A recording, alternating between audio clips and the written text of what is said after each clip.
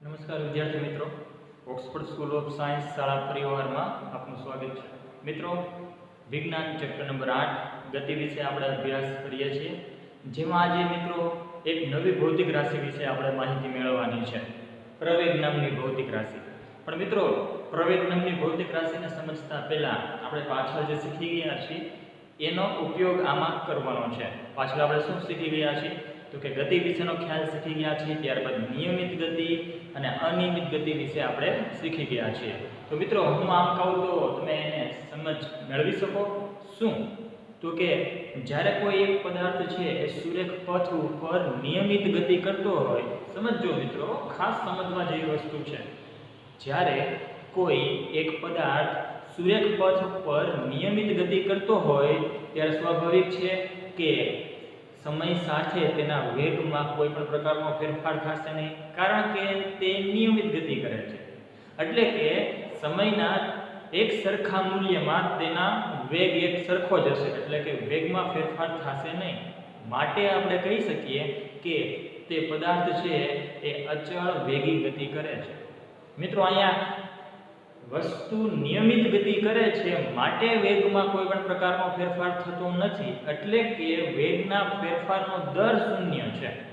એટલે શું કીધું? તો કે અહીંયા વેગમાં કોઈ પણ પ્રકારનો ફેરફાર થતો નથી, તો વેગમાં ફેરફાર થતો ન હોય તો વેગમાં ફેરફારનો દર શૂન્ય જ આવવાનો છે. બરોબર? બીજું હવે હું તમને બીજું એક્ઝામ્પલ આપું. ધારી લો કે કોઈ એક વસ્તુ અથવા પદાર્થ છે એ અનિયમિત ગતિ કરતો હોય તો શું થાય મિત્રો? નિયમિત ગતિમાં તો ખબર છે કે વસ્તુ છે એ તેનો વેગ છે એ અચળ જળવાઈ રહે છે. પણ મિત્રો, જ્યારે કોઈ પદાર્થ અથવા વસ્તુ છે એ અનિયમિત ગતિ કરતું હોય ત્યારે સ્વાભાવિક છે સમયના એક સરખા ગાળામાં તેનું વેગનું મૂલ્ય બદલાતું રહેતું હોય છે. શું કામ? તો ભાઈ પદાર્થ અનિયમિત ગતિ કરે છે માટે. બરોબર? એટલે કે અનિયમિત ગતિ કરતા પદાર્થમાં સમયના એક સરખા ગાળામાં તેના વેગના મૂલ્યમાં ફેરફાર સતત આવતો રહેશે.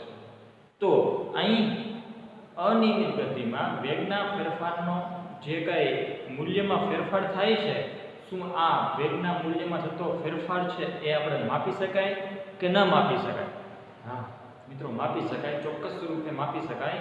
એટલે કે ફરી એક વખત હું તમને કહું છું, સાંભળજો વ્યવસ્થિત, કે જ્યારે કોઈ પદાર્થ સુરેખ પથ ઉપર અનિયમિત ગતિ કરતો હોય ત્યારે સમયના એક સરખા ગાળામાં તેના વેગમાં થતા ફેરફારનું મૂલ્ય જો આપણે માપવું હોય તો ત્યારે મિત્રો આપણે પ્રવેગ નામની ભૌતિક રાશિનો ઉપયોગ કરવો પડે. તો અહીંયા આપણી સામે પ્રવેગ નામની ભૌતિક રાશિ આવે છે. તો એ પ્રવેગ શું માપે છે? તો કે પ્રવેગ એ વેગમાં થતા ફેરફારનો સમય દર માપે છે. એટલે કે સમયના એક સરખા ગાળામાં વેગમાં શું ફેરફાર થયો છે એ વેગમાં થતો ફેરફારનો સમય દર એ પ્રવેગ નામની ભૌતિક રાશિ માપે છે. બરોબર? તો મિત્રો, આ ઉપરથી આપણે પ્રવેગ નામની જે ભૌતિક રાશિ છે એનું આપણે જો વ્યાખ્યા કેવી હોય તો વ્યાખ્યા કેમ કહી શકીએ? તો કે એકમ સમયગાળામાં વેગમાં થતા ફેરફારના સમય દરને પ્રવેગ કહે છે. બરોબર? તો આ જ વ્યાખ્યા આપણી જે કંઈ છે એને અત્યારે બોર્ડમાંથી લખી નાખીએ, પછી આગળની માહિતી વિસ્તૃત રૂપે આપણે સમજીએ. તો એની વ્યાખ્યા આપણે લખીએ.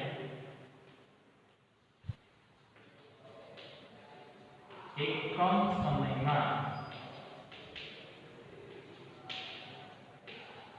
વેગમાં થતા ફેરફારના સમય દરને પ્રવેગ કહે છે. ત્યારબાદ મિત્રો, પ્રવેગ જેને ઇંગ્લિશમાં એસિલરેશન કહેવાય. એસિલરેશન. તો અહીંયા પ્રવેગ અને ઇંગ્લિશમાં એસિલરેશન આપણે કહીશું. અને પ્રવેગને દર્શાવવા માટે અહીંયા જે ઇંગ્લિશ શબ્દનો ઉપયોગ થયો છે એસિલરેશન, એમાંથી એને ધ્યાનમાં લેવામાં આવે છે, સ્મોલ a. એટલે કે પ્રવેગનો જ્યારે પણ હવે ઉલ્લેખ થશે ત્યારે સ્મોલ a વડે એને દર્શાવવામાં આવશે. બરોબર? તો અહીંયા મિત્રો આપણી પાસે જે વ્યાખ્યા આવી છે, વ્યાખ્યા પરથી જો આપણે એનું સૂત્ર બનાવવું હોય તો સૂત્ર કેવી રીતના બનશે? તો આપણે સૂત્ર જોઈએ. ચાલો, તેથી પ્રવેગ બરાબર વેગ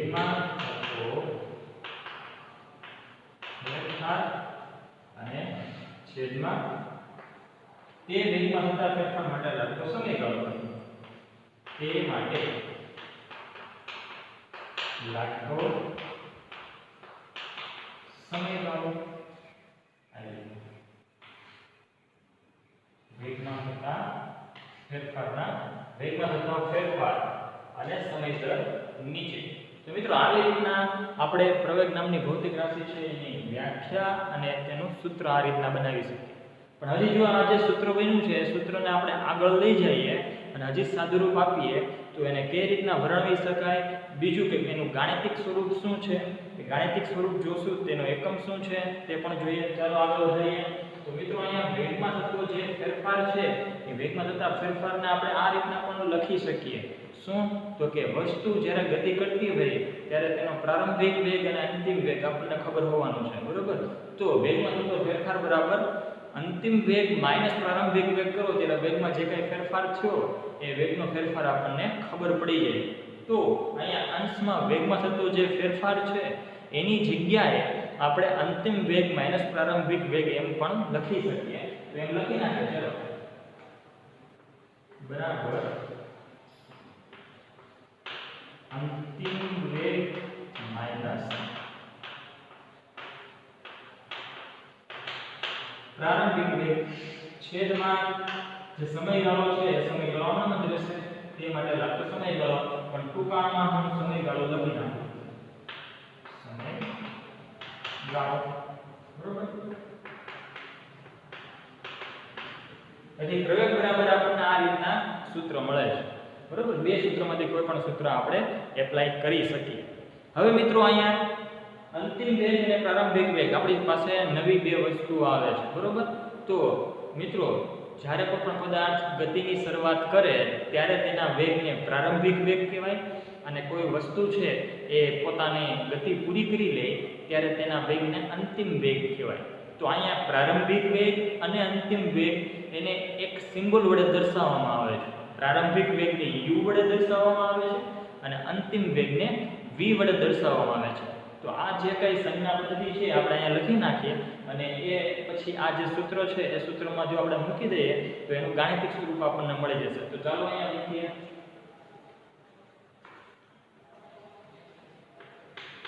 અહીં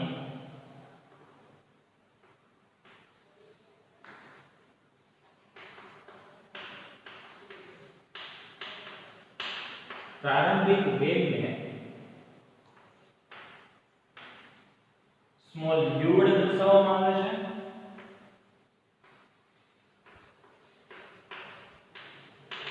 અંતિમ વેગને સ્મોલ v વડે દર્શાવવામાં આવે છે. ત્યારબાદ સમય જેને ટાઈમ t વડે દર્શાવવામાં આવે છે અને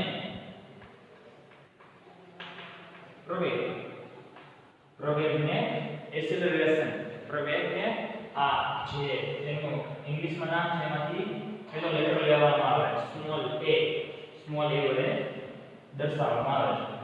તો આ જે આપણે ગાણિતિક સૂત્ર બનાવવું છે એની માટે જરૂરી પદ થઈ ગયા, બરોબર? તો આ જે આપણી પાસે સૂત્ર છે બીજા નંબરનું, એ સૂત્રમાં જો આની કિંમત મૂકી દઈએ, બરોબર, તો આપણને એક ગાણિતિક સ્વરૂપ મળી જશે. તો પ્રવેગ એને શેના વડે દર્શાવ્યો છે તો કે a વડે.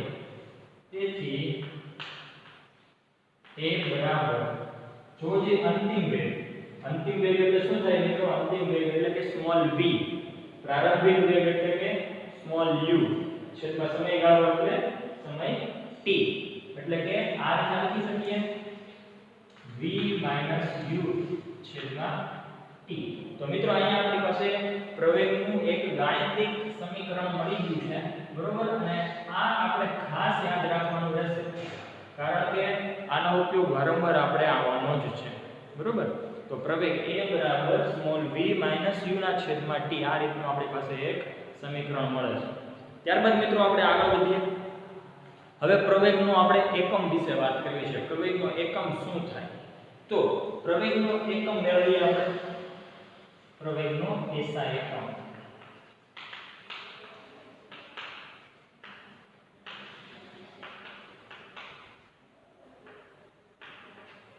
તો જો મિત્રો પ્રવેગ a છે એમાં સૂત્રમાં અંશમાં શું છે તો કે આ આંતરિક વેગ છે, આ પ્રારંભિક વેગ છે. ટૂંકમાં અંશમાં તો અત્યારે માત્ર વેગ જ છે ને, અને વેગનો એસઆઈ એકમ શું છે? વેગનો એસઆઈ એકમ મીટર પ્રતિ સેકન્ડ છે અથવા મીટર સેકન્ડ ઇન્વર્સ છે. એટલે કે અંશમાં વેગનો એસઆઈ એકમ મીટર સેકન્ડ ઇન્વર્સ એ રીતના આપણે લખી શકીએ. ત્યારબાદ છેદમાં સમય t છે, બરોબર? છેદમાં સમય t, t એટલે કે ટાઈમ માટેનો એસઆઈ એકમ સેકન્ડ છે, તો આપણે છેદમાં સેકન્ડ આ રીતના લખીએ. બરાબર શું થાય મિત્રો? આ સેકન્ડ છે, એ સેકન્ડને જો આપણે ઉપર લઈ જઈએ તો -1 ઘાત થઈ જાય, બરોબર? તો આ સેકન્ડની ઓલરેડી -1 ઘાત તો છે જ, પણ આ છેદમાં અંશમાં જશે તો બીજી -1 ઘાત થશે, એટલે કે સેકન્ડની -2 ઘાત એ રીતના આપણને મળી જશે. એટલે આ રીતના મીટર સેકન્ડ સ્ક્વેર ઇન્વર્સ એ રીતના તેનો એસઆઈ એકમ થશે. મિત્રો એક જ મિનિટ, અહીંયા અવાજ આવે છે ને, બારી બંધ કરી આવો.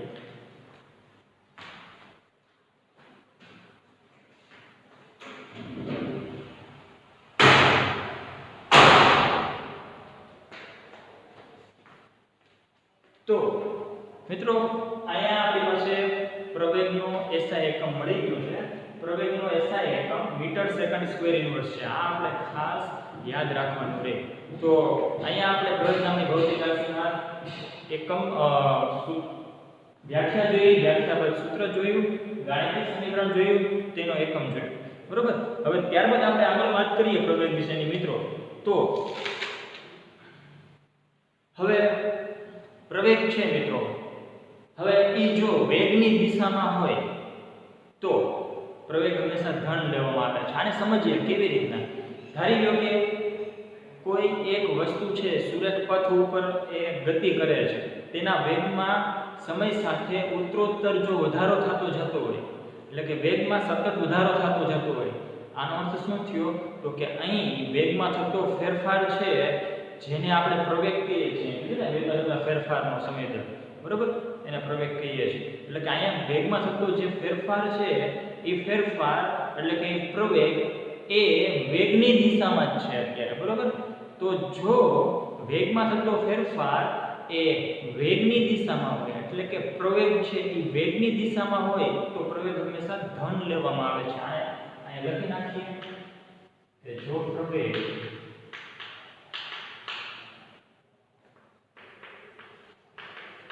વેગની દિશામાં હોય તો ધન લેવામાં આવે છે. આ એક વસ્તુ યાદ રાખવાની, પ્રવેગ વેગની દિશામાં હોય તો ધન લેવાની, અને જો પ્રવેગ છે એ વેગની વિરુદ્ધ દિશામાં હોય તો પ્રવેગ ઋણ લેવાનો. એટલે કે વેગ આ દિશામાં હોય અને પ્રવેગ એની કરતા વિરુદ્ધ દિશામાં હોય, તો આવી કન્ડિશનમાં ત્યારે પ્રવેગને ઋણ લેવાનો છે. એટલે કે વેગની વિરુદ્ધ દિશામાં હોય, જો પ્રવેગ વેગની વિરુદ્ધ દિશામાં હોય તો ત્યારે ઋણ લેવાનું છે. તો આ એક વસ્તુ ખાસ યાદ રાખવાની. અને આવી સિચ્યુએશન મિત્રો ક્યારે ક્રિએટ થાય? કઈ સિચ્યુએશન? તો કે પ્રવેગ છે એ વેગની વિરુદ્ધ દિશામાં ક્યારે સર્જાય? તો કે એનું એક એક્ઝામ્પલ આપું વિદ્યાર્થી મિત્રો, કે જ્યારે તમે વિચારો કે કોઈ એક વસ્તુ છે એ અત્યારે સૂર્ય પથ ઉપર જઈ રહી છે, કોઈ એક વસ્તુ છે એ સૂર્ય પથ ઉપર જઈ રહી છે. ધારી લો કે કોઈ એક બસ જ છે, કાર છે કે આપણી ટુ વ્હીલ છે, સૂર્ય પથ ઉપર જ્યારે ગતિ કરતી હોય અને અચાનક એને બ્રેક મારવાનું થાય, તો બ્રેક મારવાનું થશે ત્યારે એ વાહન છે એ આ દિશામાં જઈ રહ્યું હોય, બ્રેક લાગશે એટલે એ તેના વેગમાં પાછળની દિશામાં ઘટાડો આવશે, બરોબર?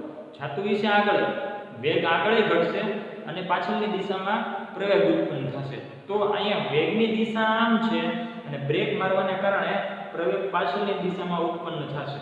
તો અહીં વેગની દિશા કરતા તેના પ્રવેગની દિશા એ વિરુદ્ધ છે, માટે ત્યારે આવા કિસ્સામાં પ્રવેગ છે એ તમારે ઋણ લેવાનો થશે. ઇન શોર્ટ હું તમને કહી દઉં કે આપણે જ્યારે દાખલા ગણતા હશું ને ત્યારે દાખલામાં જ્યારે કોઈ પણ વસ્તુ બ્રેક મારશે ત્યારે જે પ્રવેગ હશે એમાં ઉત્પન્ન થયેલ પ્રવેગ હશે ને એ પ્રવેગ આપણે ઋણ લેવાનો આવશે. એટલે એ વસ્તુને ખાસ તમારે યાદ રાખવાની રહી કે જ્યારે પણ દાખલામાં એ શબ્દનો ઉપયોગ થાય, કયો શબ્દ? તો કે કોઈ બસ છે કે કાર છે એ બ્રેક મારે છે ત્યારે તેનો પ્રવેગ આટલો એમ કહીને, તો ત્યારે તમારે સમજી લેવાનું કે જે પ્રવેગ આપેલો છે એ પ્રવેગ ઋણ લખવાનો છે, એટલે કે નિશાની માઇનસ આગળ લગાડી દેવાની તમારે થશે. બરોબર? તો આ એક વસ્તુ ખાસ સમજવાની હતી.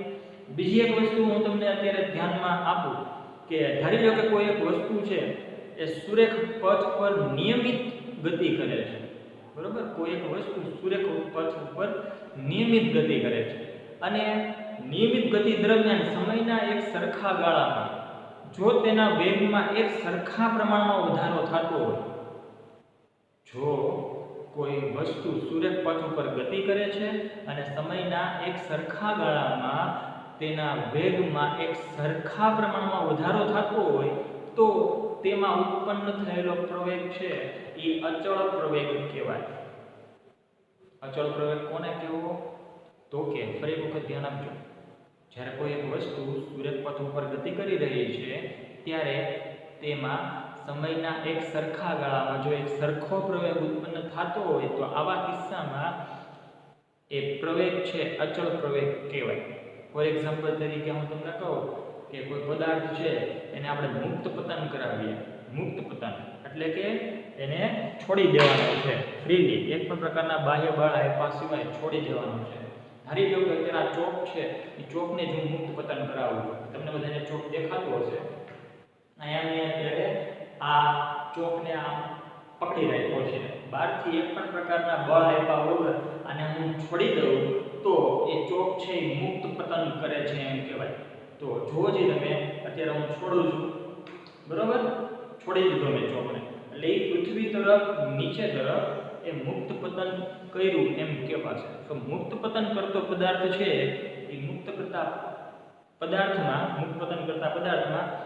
સમયના એક સરખા ગાળામાં તેના વેગમાં એક સરખા પ્રમાણમાં વધારો થશે. તો આવા કિસ્સામાં આપણે કહી શકીએ કે મુક્ત પતન કરતો પદાર્થ છે એ અચળ પ્રવેગી ગતિ કરે છે. બરોબર વિદ્યાર્થી મિત્રો? હવે વાત કરીએ બીજી કઈ, તો કે પદાર્થના વેગમાં સમય સાથે એક સરખા પ્રમાણમાં ઘટાડો થતો હોય તો, અહીંયા તો વધારો થતો હોય, મુક્ત પતનનું ઉદાહરણ આપ્યું ને એમાં તો એક સરખા પ્રમાણમાં વધારો થતો હોય એની વાત હતી ને, પણ મેં અત્યારે વાત કઈ કરી એનાથી વિરોધી કઈ, તો કે એક સરખા પ્રમાણમાં વેગમાં જો ઘટાડો થતો હોય તો, એટલે કે અનિયમિત રીતના જો પદાર્થના વેગમાં ઘટાડો થતો હોય તો ત્યારે એવા કિસ્સામાં તેના પ્રવેગને અનિયમિત પ્રવેગ તરીકે ઓળખવામાં આવે છે. બરોબર વિદ્યાર્થી મિત્રો?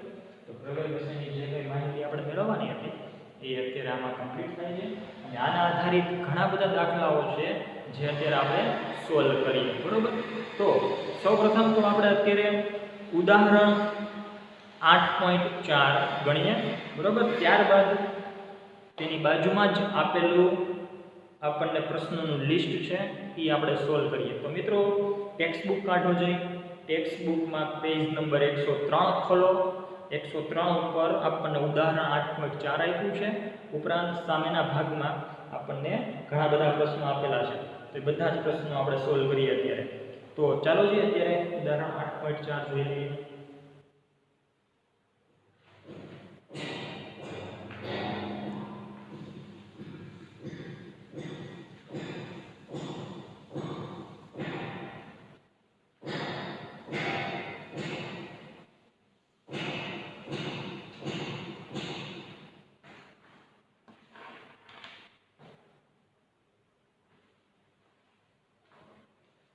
જોવો જઈએ શું કહે છે ઉદાહરણ 8.4.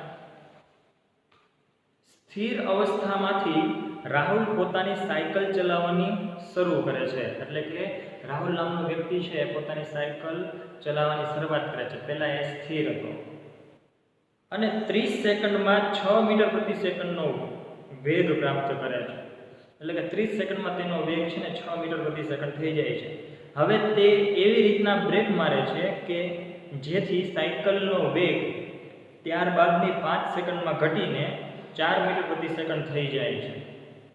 આ બંને કિસ્સાઓમાં સાયકલના પ્રવેગની ગણતરી કરો. તો મિત્રો અહીંયા બે કિસ્સાઓની વાત થઈ છે. રાહુલ નામનો વ્યક્તિ છે એ પહેલા કિસ્સામાં શું તો કે સ્થિર અવસ્થામાંથી ગતિની શરૂઆત કરે છે અને તેનો વેગ આપણને કીધો છે કે 30 સેકન્ડમાં 6 મીટર પ્રતિ સેકન્ડ થઈ જાય છે. આ પહેલો કિસ્સો થયો. સ્થિર અવસ્થામાંથી ગતિની શરૂઆત કરે છે અને 30 સેકન્ડમાં તેનો વેગ 6 મીટર પ્રતિ સેકન્ડ થઈ જાય છે. આ પહેલો કિસ્સો. બીજો કિસ્સો તો કે હવે અચાનક રાહુલ નામનો વ્યક્તિ છે એ સાયકલ ચલાવતી વખતે બ્રેક મારે છે, બરોબર? તો બ્રેક મારે છે એ અવસ્થા બીજી થઈ, એટલે કે બીજો કિસ્સો થયો. હવે અચાનક બ્રેક મારે છે ત્યારે તેનો પ્રારંભિક વેગ કયો થશે તો કે પ્રથમ અવસ્થાનો અંતિમ વેગ હતો. અંતિમ વેગ એટલે કયો તો કે 6 મીટર પ્રતિ સેકન્ડ. એ પ્રથમ અવસ્થાનો અંતિમ વેગ બીજા કિસ્સામાં પ્રારંભિક વેગ ગણાઈ જશે. બ્રેક મારે છે એટલે સ્વાભાવિક છે થોડા સમય પછી તેના વેગમાં ઘટાડો થવાનો છે. તો અહીંયા આપણને એમ જ કીધું છે કે 5 સેકન્ડ પછી તેનો વેગ ઘટીને 4 મીટર પ્રતિ સેકન્ડ થઈ જાય છે. તો આપણને મેળવવાનું શું કીધું છે તો કે આ બંને કિસ્સાઓમાં સાયકલનો પ્રવેગ કેટલો હશે એ પ્રવેગ મેળવવાનું આપણને કીધેલું છે. તો ચાલો જે આપણે દાખલો ગણીએ. ઉદાહરણ નંબર 8.4.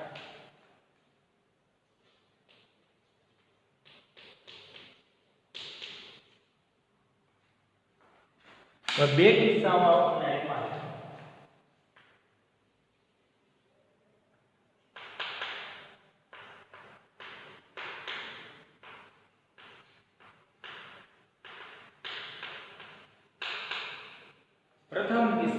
પ્રથમ કિસ્સામાં સાયકલ સ્થિર અવસ્થામાં હતી એટલે તેનો પ્રારંભિક વેગ 0 થશે. એટલે લખી નાખીએ અને અહીં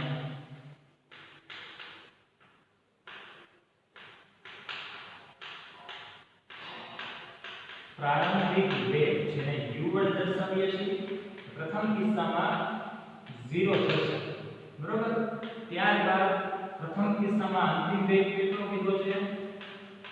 અંતિમ વેગ જેને v કહીએ છીએ એ 6 મીટર પ્રતિ સેકન્ડ છે અને સમયગાળો કેટલો કીધો છે? સમય જેને ટાઈમ t કહીએ એ 30 સેકન્ડ છે. એટલે કે પ્રથમ કિસ્સામાં શું છે તો કે રાહુલ છે એ સાયકલ ચલાવવાની શરૂઆત કરે છે અને 30 સેકન્ડમાં તેનો વેગ 6 મીટર પ્રતિ સેકન્ડ થઈ જાય છે. તો એ જ વસ્તુ અહીંયા લખી છે. તો અહીં આપણે પ્રથમ કિસ્સામાં જે પ્રવેગ છે એ પ્રવેગ ગણી લઈએ, બરોબર? તો અહીંયા પ્રવેગ આપણે મેળવવાનો છે એટલે આ ક્વેશ્ચન માં લખી નાખીએ. પ્રવેગ આપણે મેળવવાનો છે. પ્રવેગ a બરાબર ક્વેશ્ચન માટે આપણે જવાબ મેળવીએ. પ્રવેગ a બરાબર સૂત્ર છે v - u/t, બરોબર? પ્રવેગનું આવું સૂત્ર છે.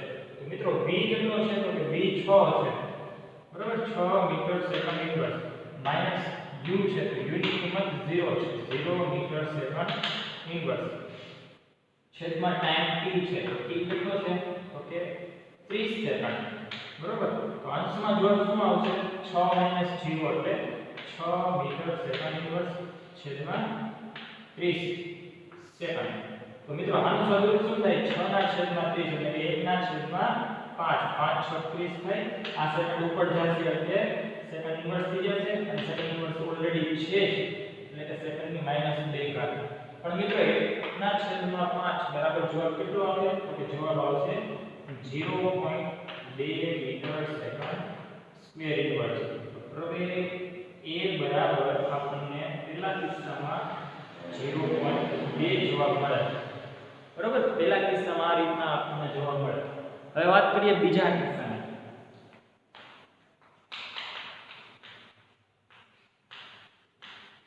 બીજા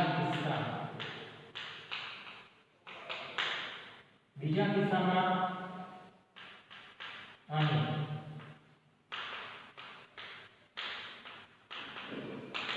પ્રારંભિક વેગ. તો મિત્રો બીજા કિસ્સામાં પ્રથમ કિસ્સાનો જે અંતિમ વેગ છે એ જ બીજા કિસ્સાનો પ્રારંભિક વેગ બની જાય છે.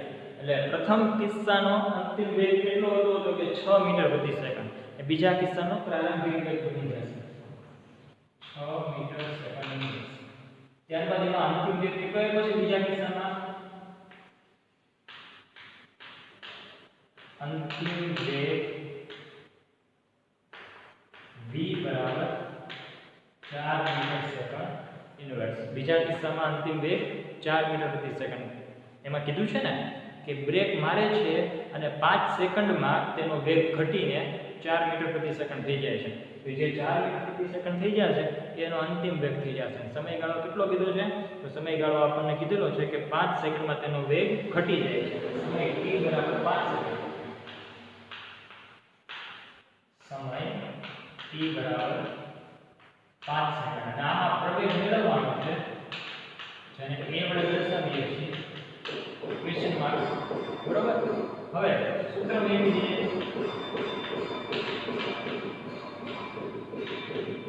પ્રવેગ a બરાબર v - u ના છેદમાં t. તો v કેટલો છે તો v 4 છે metre second inverse minus u કેટલો છે તો કે 6 છે 6 મીટર સેકન્ડ ઇન્વર્સ છેદમાં સમયગાળો કેટલો છે તો કે 5 સેકન્ડ બરાબર 4 - 6 એટલે જવાબ કેટલો આવશે -2 ના છેદમાં 5 મીટર સેકન્ડ ઇન્વર્સ. તો મીટર સેકન્ડ ઇન્વર્સ એમનામ જ રહેશે. બરોબર. સેકન્ડ ઉપર આવી જશે એટલે કે સેકન્ડની -1 ઘાત. પણ મિત્રો 2 ના છેદમાં 5 એટલે જવાબ કેટલો આવે 0.4. પણ માઈનસ નિશાની આગળ છે એટલે -0.4 મીટર સેકન્ડ સ્ક્વેર ઇન્વર્સ. તો a બરાબર આપણને આટલો મળે. એટલે કે બીજા કિસ્સામાં એ સાયકલનો પ્રવેગ -0.4 મળશે. માઈનસ નિશાની શું કામ આવી તો કે અહીં રાહુલે બ્રેક મારી છે. બરોબર. બ્રેક મારવાના કારણે પ્રવેગ એ સાયકલની ગતિની વિરુદ્ધ દિશામાં ઉત્પન્ન થાય છે. મેં તમને કીધું હતું ને કે બ્રેક મારશે ત્યારે હંમેશા પ્રવેગ હશે એ ઋણ જ થશે. તો જો બ્રેક મારી ત્યારે તેનો પ્રવેગ ઋણ થઈ ગયો. બરોબર. તો આ રીતના આપણે એને લખી શકીએ. અહીં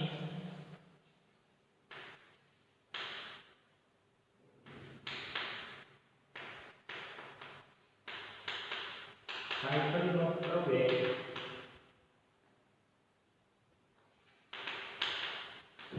વેગની વિરુદ્ધ દિશામાં હોવાથી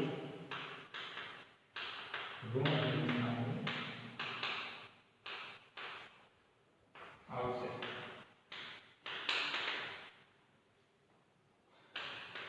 માટે છેલ્લે આમ લખી શકીએ ટોટલ જવાબ આમ સાયકલનો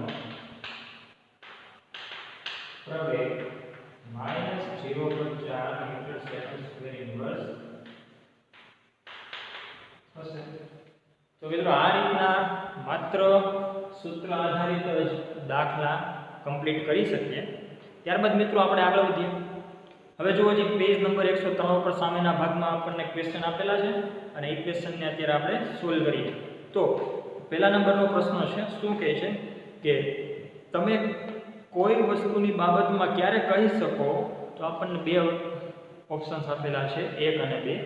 અને એમાં એમ કીધું છે તમે કઈ વસ્તુની બાબતમાં ક્યારે કહી શકો, શું કહી શકો? તો કે પહેલા નંબરનું છે તે અચળ પ્રવેગથી ગતિ કરે છે. કોઈ વસ્તુ અચળ પ્રવેગથી ગતિ કરે છે એમ આપણે ક્યારે કહી શકાય? તો કે જ્યારે કોઈ વસ્તુ સુરેખ પથ ઉપર ગતિ કરતી હોય ત્યારે સમયના એક સરખા ગાળામાં તેના વેગમાં જો એક સરખા પ્રમાણમાં વધારો થતો હોય ત્યારે તે વસ્તુ અચળ પ્રવેગી ગતિ કરે છે તેમ કહેવાય. જે આપણે પ્રવેગની થિયરીમાં જ શીખી ગયા હતા. બરોબર. તો એ લખી નાખીએ.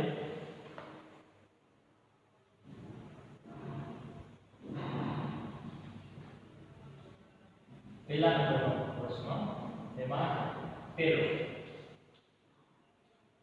શું કીધું છે?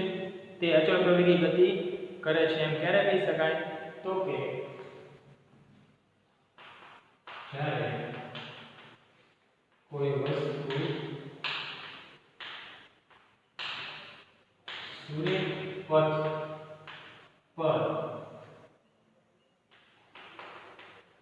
ગતિ કરી રહ્યું હોય અને તેનો વેગ એક સરખા સમયગાળામાં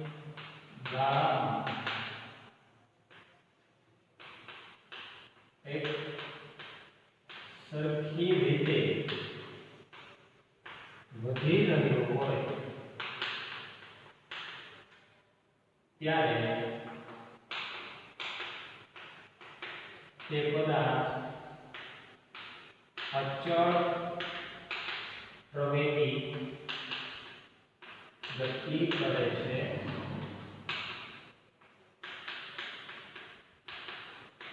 તેમ કહેવાય. બરોબર. ત્યારબાદ આપણને મિત્રો બીજો પ્રશ્ન પૂછ્યો છે, તે અસમાન પ્રવેગથી ગતિ કરે છે તેમ ક્યારે કહેવાય? વસ્તુ અસમાન પ્રવેગથી ગતિ કરે છે તેમ ક્યારે કહેવાય? તો કે સમયના એક સરખા ગાળામાં તેનો વેગ જુદી રીતના બદલતો હોય તો તે પદાર્થ અસમાન પ્રવેગી ગતિ કરે છે એમ કહેવાય. તો લખી નાખીએ.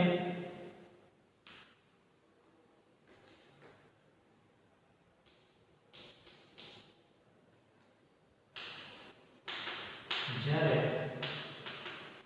પદાર્થનો વેગ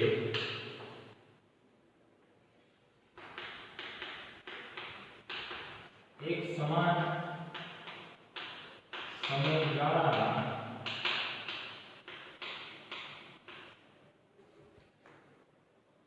જુદી રીતે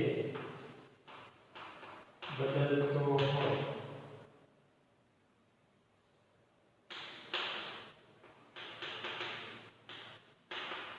ત્યારે તે પદાર્થ અસમાન પ્રવેગથી ગતિ કરે છે તેમ કહેવાય. મિત્રો આ બે જે પ્રશ્ન છે પ્રવેગ નામની આપણે ભૌતિક રાશિની ચર્ચા કરી હતી એમાં જ આ બંને પ્રશ્નના જવાબ આપણને એમાં જ મળી ગયા હતા. બરોબર. તો આપણે પહેલા નંબરનો ક્વેશ્ચન આ રીતના સોલ્વ થાય છે. ત્યારબાદ બીજા નંબરનો પ્રશ્ન અને ત્રીજા નંબરનો પ્રશ્ન છે એ દાખલો છે.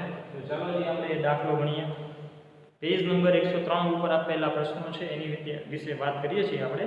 તો અત્યારે બીજા નંબરનો પ્રશ્ન ત્રીજા નંબરનો પ્રશ્નને સોલ્વ કરીએ છીએ. રકમ એમાં એક વખત ધ્યાન આપો. જો જે તમે રકમ વાંચશો એટલે તમને લગભગ સોલ્યુશન કઈ રીતનું કરવું એ આઈડિયા આવી જશે. તે છતાં એક વખત નજર નાખો. સોલ્વ તો આપણે કરીએ છીએ અત્યારે.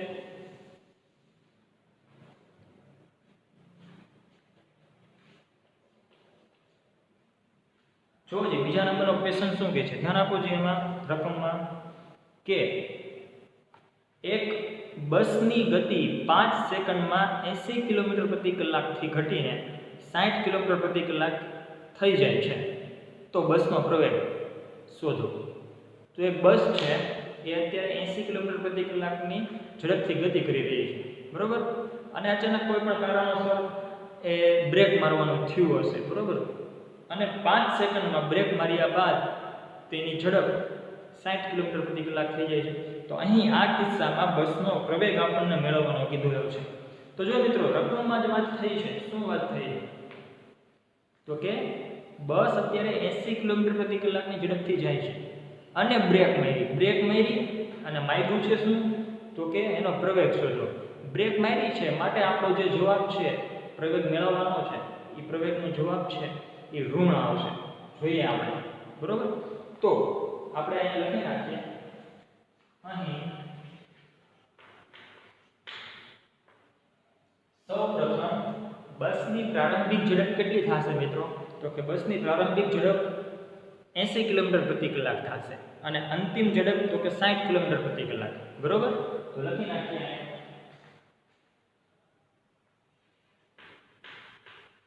બસની પ્રારંભિક ઝડપ એને પણ u વડે દર્શાવશું અને કેટલી લીધી છે?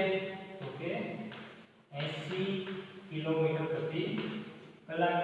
મિત્રો અહીંયા કિલોમીટર પ્રતિ કલાક છે અને એમાંથી આપણે મીટર પ્રતિ સેકન્ડમાં કન્વર્ટ કરવું છે.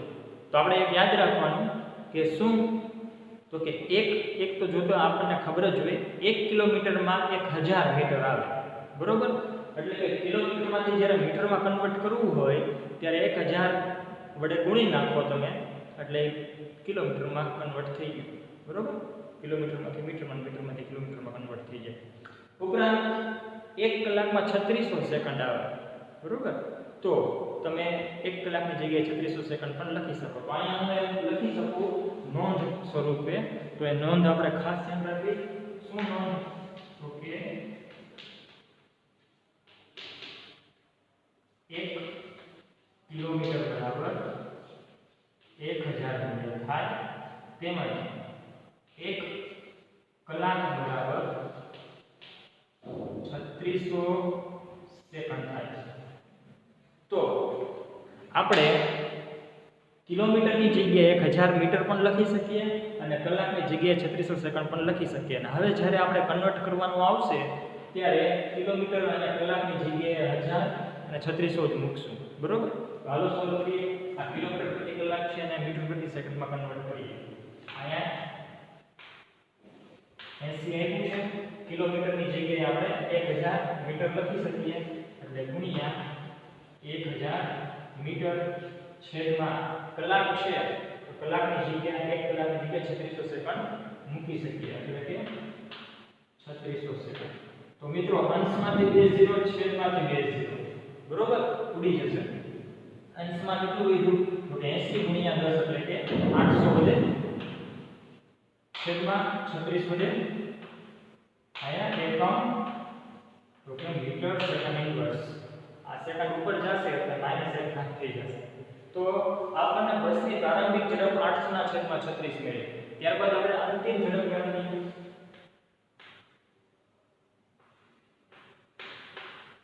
બસની અંતિમ ઝડપ, જેને v કહેશું, અને એ આપણને આપી છે 60 કિલોમીટર પ્રતિ કલાક. તો આને પણ એવી રીતના જ મેળવીએ. 60 ગુણ્યા 1000 મીટર, કિલોમીટરમાંથી મીટરમાં લીધા, કલાકમાંથી સેકન્ડમાં લેશું એટલે 3600 સેકન્ડ. ઉપરથી 2 0, નીચેથી 2 0 ઉડી જશે. અંશમાં 60 ગુણ્યા 10 એટલે કે 600, નીચે 36 જ વધશે ફરી, બરોબર. એકમ તો કે મીટર સેકન્ડ ઇન્વર્સ. આ રીતના આપણને એ પ્રારંભિક ઝડપ અને અંતિમ ઝડપ મળી જાય. ત્યારબાદ સમયગાળો કેટલો આપ્યો છે? તો કે સમયગાળો આપણને આપ્યો છે 5 સેકન્ડ, એટલે સમય t લખી નાખીએ.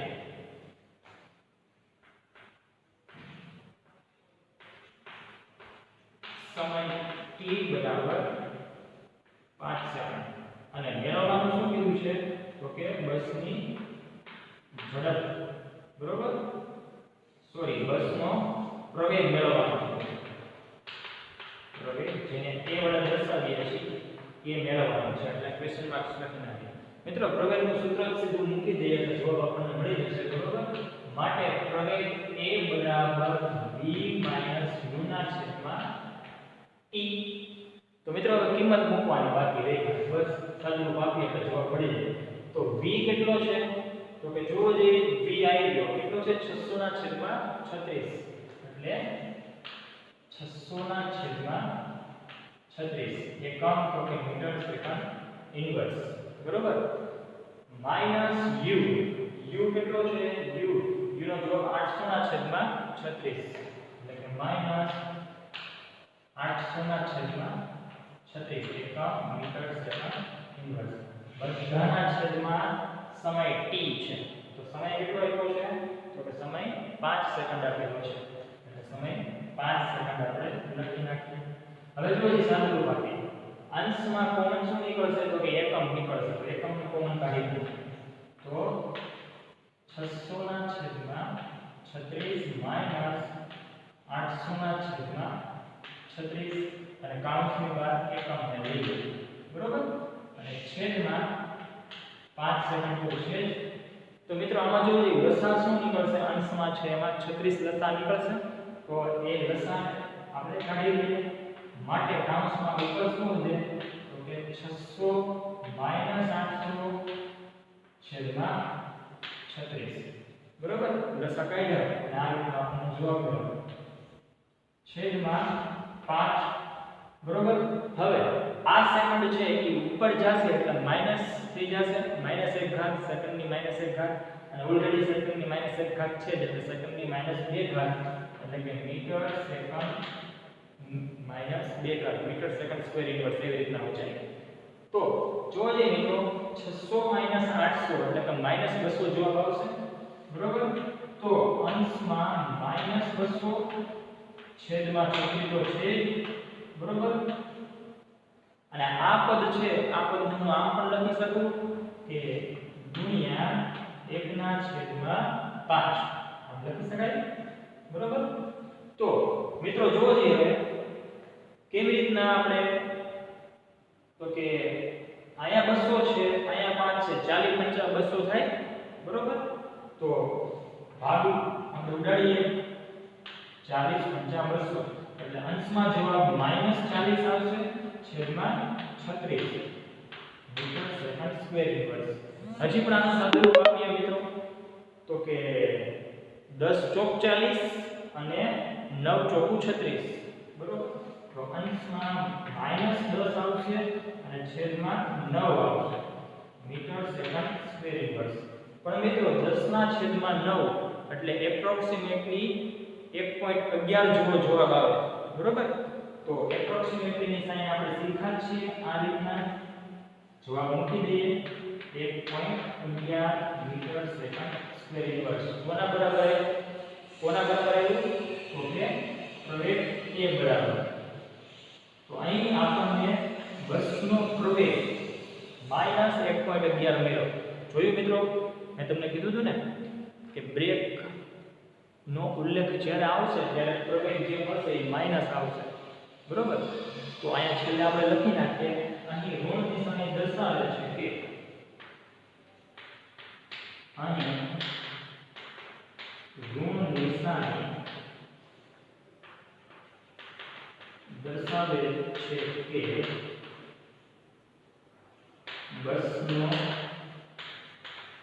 પ્રવેગ વેગની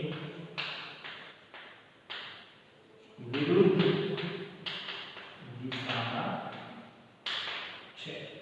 તો આમ બસનો પ્રવેગ આપણને -1.11 મળે છે. ત્યારબાદ મિત્રો એની પછીનો જે પ્રશ્ન છે બરોબર, ત્રીજા નંબરનો પ્રશ્ન એ પણ આવો જ અને સહેલો જ છે. તો ત્રીજા નંબરનો પ્રશ્ન પણ આવો સોલ્વ કરીએ. ચાલો જઈ બુકમાં જોવો જઈ વાંચો જઈ.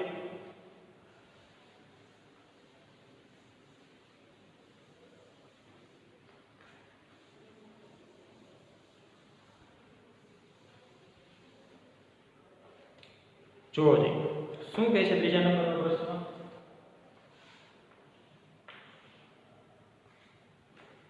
એક ટ્રેન રેલવે સ્ટેશનથી ગતિનો પ્રારંભ કરે છે, એટલે કે ગતિનો પ્રારંભ કરે છે એટલે કે તેનો પ્રારંભિક વેગ u બરાબર 0 હશે અને અચળ પ્રવેગથી ગતિ કરી 10 મિનિટમાં સમયગાળો t બરાબર 10 મિનિટ આપી દીધી છે.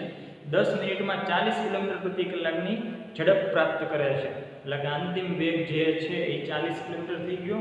તો તેનો પ્રવેગ શોધો. તો અહીં પણ લખી નાખીએ, અહીં ટ્રેનનો પ્રારંભિક વેગ ગતિની શરૂઆત કરે છે. પહેલા સ્થિર હતી એટલે કે તેનો વેગ 0 એટલે કે પ્રારંભિક વેગ 0 થશે. પ્રારંભિક વેગ u બરાબર 0 મીટર સેકન્ડ ઇન્વર્સ. ત્યારબાદ આપણને સમયગાળો આપ્યો છે, સમય t બરાબર 10 મિનિટ આપેલો છે. મિત્રો આપણને ખબર છે કે 1 મિનિટમાં 60 સેકન્ડ હોય. તો મિનિટમાંથી 7 સેકન્ડમાં આપણે કન્વર્ટ કરવું છે તો 10 × 60 સેકન્ડ કરી નાખીએ એટલે સેકન્ડમાં કન્વર્ટ થઈ જશે. 60 × 10 બરાબર 600 સેકન્ડ થાય. ત્યારબાદ ટ્રેનનો અંતિમ વેગ કેટલો આપ્યો છે તો કે અંતિમ વેગ 40 કિલોમીટર પ્રતિ કલાક આપ્યો છે. તો અહીંયા ટ્રેનનો અંતિમ વેગ લખી નાખીએ. ટ્રેનનો અંતિમ વેગ જેને v v વડે દર્શાવીએ એ છે 40 કિલોમીટર પ્રતિ કલાક બરાબર તો આને પણ ફરીથી કન્વર્ટ કરી નાખીએ મીટર પ્રતિ સેકન્ડમાં 40 ગુણ્યા 1000 મીટર છેદમાં 3600 સેકન્ડ ઉપરથી 2 મીટર ગયા નીચેથી 2 મીટર ગયા હવે જોજે મિત્રો 400 ના છેદમાં 36 એમ જવાબ 40 ગુણ્યા 10 એટલે કે 400 છેદમાં 36 હજી આને સરળ રૂપ આપવું હોય તો કેવી રીતે આપી શકાય તો કે 100 ચોકું 400 અને 9 ચોકું 36 બરાબર 100 ના છેદમાં 9 મીટર સેકન્ડ ઇન્વર્સ આ રીતના જવાબ છે ત્યારબાદ આપણને મેળવવાનું શું કીધું છે ટ્રેનનો પ્રવેગ મેળવવાનું કીધું છે ટ્રેનનો પ્રવેગ a બરાબર ક્વેશ્ચનમાં થશે તેથી પ્રવેગ a મેળવવાનો છે અહીં આપણો ક્વેશ્ચન માર્ક છે તો મિત્રો અહીં આપણે પ્રવેગનું સૂત્ર મૂકી દઈએ અને કિંમત મૂકી દઈએ એટલે સીધો જ જવાબ મળી જશે તેથી પ્રવેગ a બરાબર v - u ના છેદમાં t અહીંયા v કેટલો આપ્યો છે તો કે v આપણને 100 ના છેદમાં 9 આપ્યો છે બરોબર લખી નાખીએ 100 ના છેદમાં 9 metre second inverse minus u કેટલો આપ્યો છે તો કે u 0 છે તો લખી નાખીએ 0 મીટર સેકન્ડ ઇન્વર્સ છેદમાં સમયગાળો t આપ્યો છે તો t કેટલો છે સમય t બરાબર 600 સેકન્ડ છે તો અહીંયા 600 સેકન્ડ લખી નાખીએ મિત્રો અંશમાં જવાબ કેટલો આવશે 100 ના છેદમાં 9 - 0 એટલે કે એ જ જવાબ આવશે 100 ના છેદમાં 9 મીટર સેકન્ડ ઇન્વર્સ છેદ તો એમના માટે છે 600 સેકન્ડ મિત્રો આ પદને આમ પણ લખી શકાય કેમ તો કે 100 ના છેદમાં 9 મીટર સેકન્ડ ઇન્વર્સ ગુણ્યા 1 ના છેદમાં 600 સેકન્ડ આ રીતના લખી શકાય તો અંશમાંથી 2 મીંડા ગયા છેદમાંથી 2 મીંડા ગયા છેદમાં હવે શું વધ્યું પેલા અંશમાં શું વધ્યું એની વાત કરીએ અંશમાં આપણે એક જ વધ્યો છેદમાં તો કે 9 ગુણ્યા 6 એટલે 9 છે કે 54 આ રીતે બરોબર આ સેકન્ડ ઉપર જશે -1 ઘાત થશે -1 ઘાત ને આની -1 ઘાત એટલે કે -2 ઘાત એટલે કે મીટર સેકન્ડ સ્ક્વેર ઇન્વર્સ તો આ અહીં ટ્રેનનો પ્રવેગ 1 ના છેદમાં 54 મીટર સેકન્ડ જેવો થશે જે જવાબ સ્વરૂપે આપણે લખી નાખીએ તો આ ટ્રેનનો પ્રવેગ 1 ના છેદમાં 54 મીટર સેકન્ડ સ્ક્વેર ઇન્વર્સ થશે તો મિત્રો આજે આપણે પ્રવેગ નામની ભૌતિક રાશિ વિશે ખ્યાલ મેળવો ત્યારબાદ એને અંતર્ગત જે કંઈ દાખલાઓ હતા એ દાખલાઓ પણ ગયા ખૂબ જ સરળ છે આને આધારિત હું તમને જો દાખલા આપું તો આવડે એવા જ છે માત્ર સૂત્ર ધ્યાન રાખવાનું રકમ જે આપી હોય એ રકમમાંથી આ રીતના ડેટા બનાવી નાખવાના કિંમત મૂકી દેવાની કામ પૂરું થઈ જાય આપણું સહેલા દાખલા છે બીજું આમાં કાંઈ નવીન અઘરું છે ને બધા સરળ જ છે ઓકે તો મિત્રો આજના લેક્ચરમાં આપણે આટલું જ રાખીએ બાકી હવે પછીનો જે ટોપિક છે નેક્સ્ટ લેક્ચરમાં જોશું આભાર જય હિન્દ જય ભારત